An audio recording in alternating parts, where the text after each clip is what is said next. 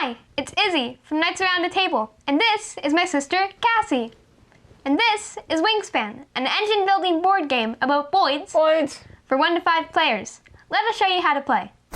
You and your friends channel your inner tippy hedron to attract various birds in your habitat by putting out food they like, including fruits, seeds, and small rodent carcasses. The birds can occupy your forest, grassland, or wetland rows. And the rows also provide you with food to attract more birds, Eggs to hatch more birds, and cards that depict, more birds. Whenever you activate one of these rows, you rip backwards through each bird in that biome, activating their different brown powers in a chain reaction. The birds you attract can also give you a one-time benefit or power that lets you profit when an opponent takes a certain action.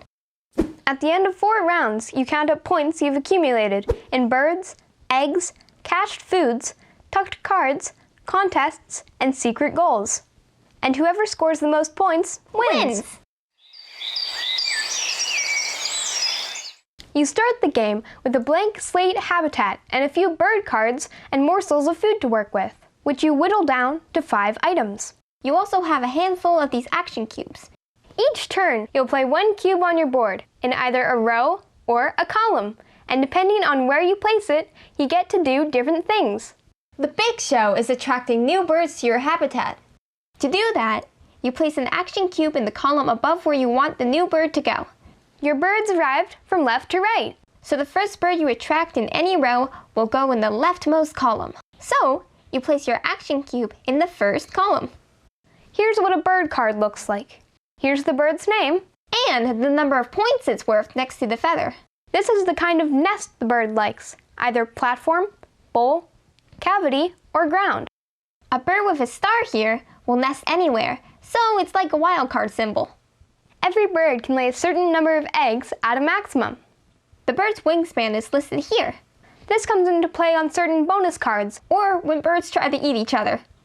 At the bottom of the card is some flavor text about the bird, in case you're a gigantic nerd. The type of biome a bird can inhabit is up here.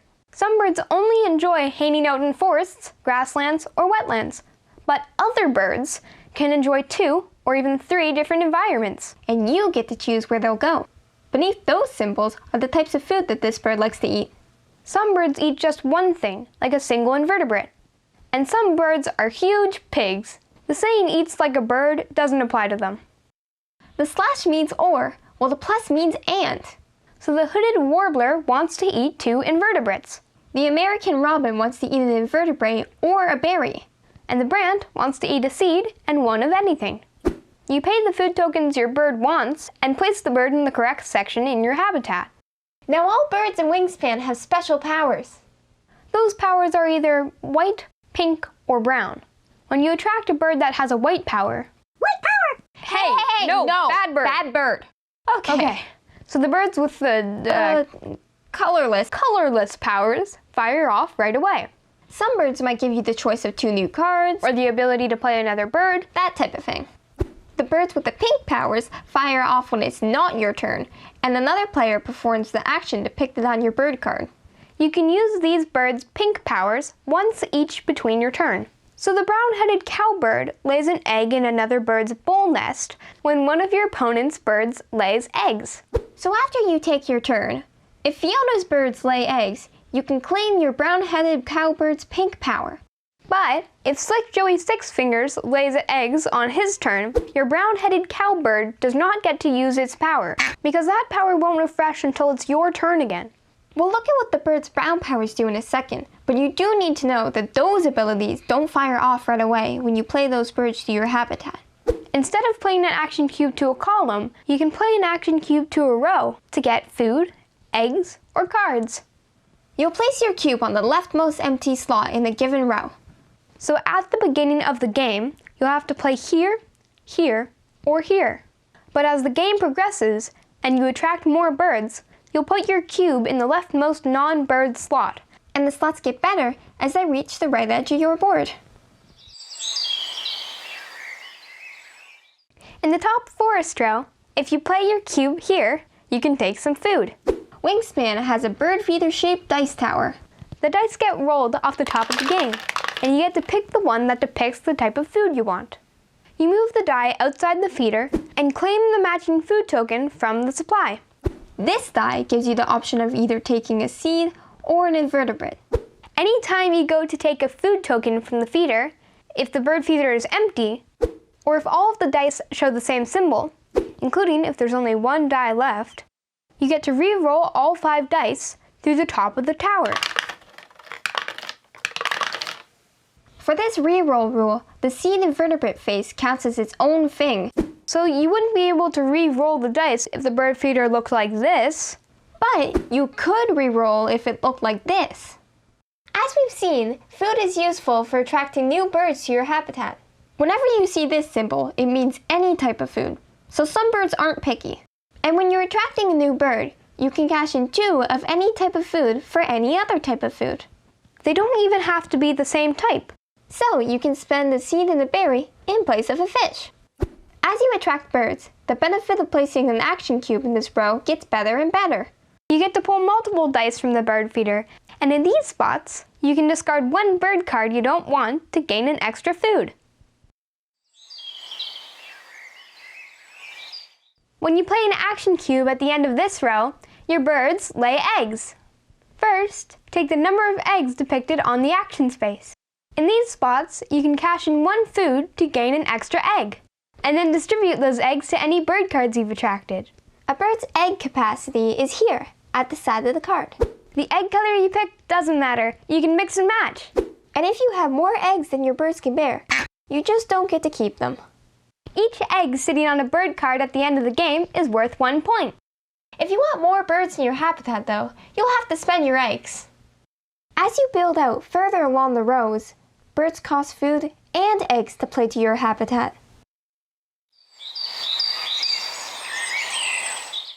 If you play your action cube to the bottom row, you get to draw cards from the deck. In these spots, if you spend 1 egg, you can draw an additional card. You can take a face up or face down card and add it to your hand. You don't refill the cards till the end of your turn. So, if you get to take 2 cards and you grab this one first, this slot stays empty while you take your second card.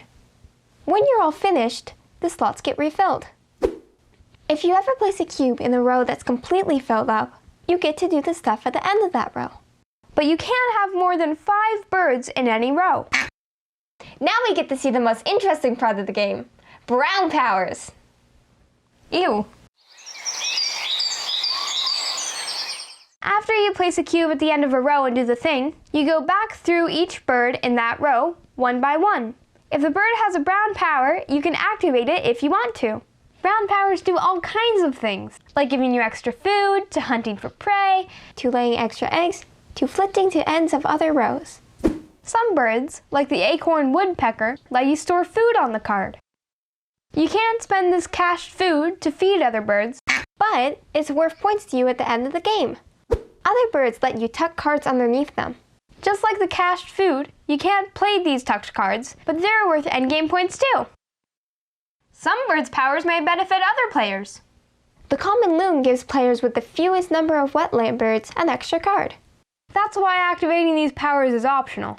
If you don't have the fewest wetland birds, you don't have to activate your common loon. That'd be loony.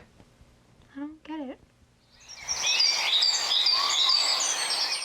At the end of the round, take back all your cubes. The bird cards get wiped and replaced, but the food in the bird feeder stays put. Pass the start player marker on clockwise and score the end of round goal. Each game, you'll draw 4 of these goals randomly. These are little contests that help you get more points. This one means that whoever has the most birds with platform nests with at least 1 egg in them at the end of the round gets first place. Everyone puts 1 of their cubes on the card to mark where they placed. And the cube stays there, which means you have fewer and fewer cubes to play with as the game goes on. If 2 players tie, you put both of the cubes on the space together and skip the next place. So if red and blue tie for second place, they both go here. You skipped 3rd place and award 4th place. At the end of the game, you take the points the spot is worth and divide them among the tied players, rounding down.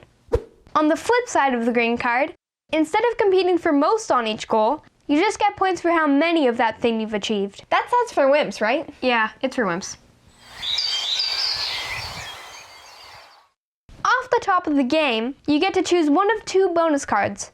These cards let you score extra points at the end of the game, for things like having your birds lay lots of eggs, or attracting birds with body parts in their names. For some reason, that bonus doesn't count if you collect The tufted titmouse, the downy woodpecker, the American woodcock, the dick thistle, the bush tit. or Duke McHooter's huge booty doo-noodle. Did Dad put that one in there? Yes.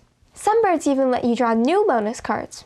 There's no limit to the number of bird cards, bonus cards, or food tokens you can collect. Egg counts are limited to the laying limits on your bird cards. And each row in your habitat can only hold 5 birds. You're not allowed to get rid of any birds once you play them to your habitat.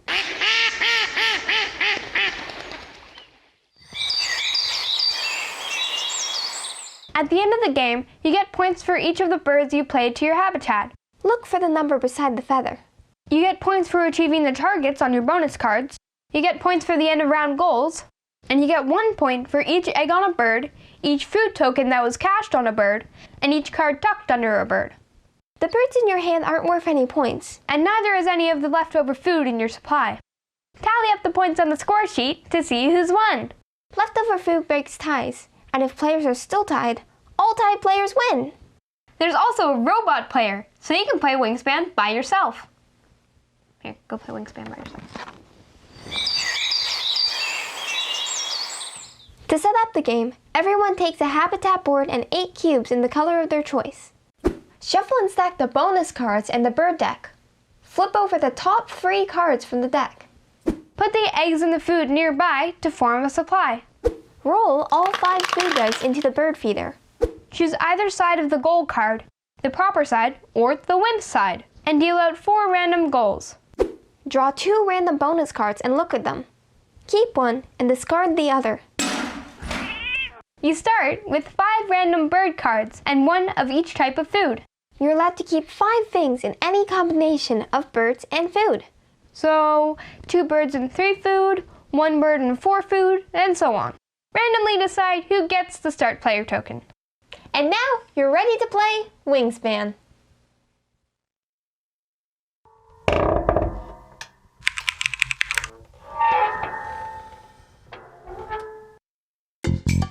Did you just watch that whole thing? Oh, hey, to 100% this video, click the badge to subscribe and then click the bell to get notifications when I've got new stuff.